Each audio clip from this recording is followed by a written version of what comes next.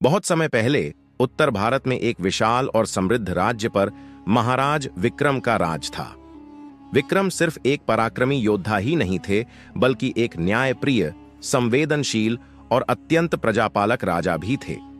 प्रजा उन्हें देवता समान मानती थी और उनके नाम की गूंज दूर दूर तक फैली हुई थी। परंतु इस समृद्ध साम्राज्य की सबसे अनमोल धरोहर थी महाराज विक्रम और रानी सौम्या का प्रेम।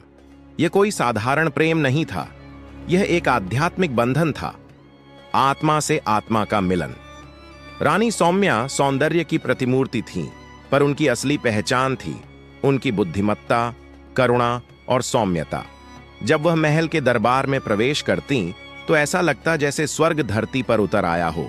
प्रजा उन्हें देवी का रूप मानती थी और विक्रम उनके लिए जीते थे। परंतु हर प्रकाश के पीछे एक छाया छुपी होती है। पड़ोसी राज्य का राजा हिरण्यकशिपु, एक अत्यंत घमंडी और क्रूर शासक, विक्रम की ख्याति और उनके प्रेम से ईर्ष्या करता था। विक्रम का यश, उनका प्रेम और रानी की आभा, ये सब उसे चुभते थे। उसने प्रतिज्ञा की, मैं इस प्रेम को तोड़ दूंगा, और इसके लिए उसने अपने राज्य के सबसे शक्तिशाली तांत्रिक को बुलाया।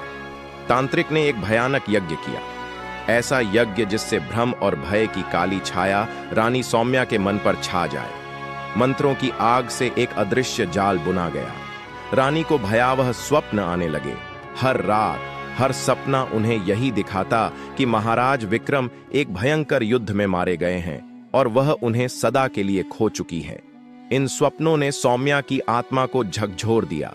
उनका हृदय कांप उठा और उनका मानसिक संतुलन डगमगाने लगा। रात उन्होंने एक कठोर निर्णय लिया। अगर मेरी उपस्थिति विक्रम के लिए खतरा है तो मुझे उनसे दूर जाना होगा।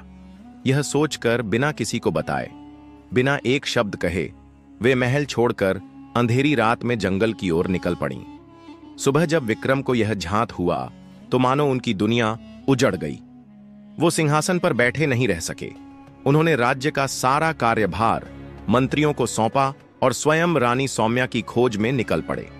हर जंगल, हर नदी, हर पर्वत उन्होंने छान मारे, परंतु सौम्या का कोई पता नहीं चला। दिन बीतते गए, रातें जागते हुए कटीं। भूख, प्यास, थकावट सब गौण हो गया था।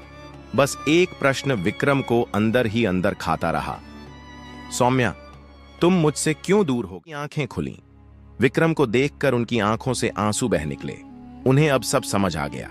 वो भय, वो भ्रम, सब तांत्रिक का छल था। उनका प्रेम जाग उठा।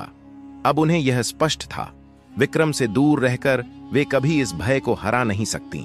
वे साथ लौटे, महल में, जीवन में, प्रेम में। उनका बंधन पहले से भी अधिक गहरा हो गया और इस घटना ने उन्हें एक अमूल्य शिक्षा दी। सच्चा प्रेम न केवल भावनाओं से बल्कि विश्वास और धैर्य से टिकता है।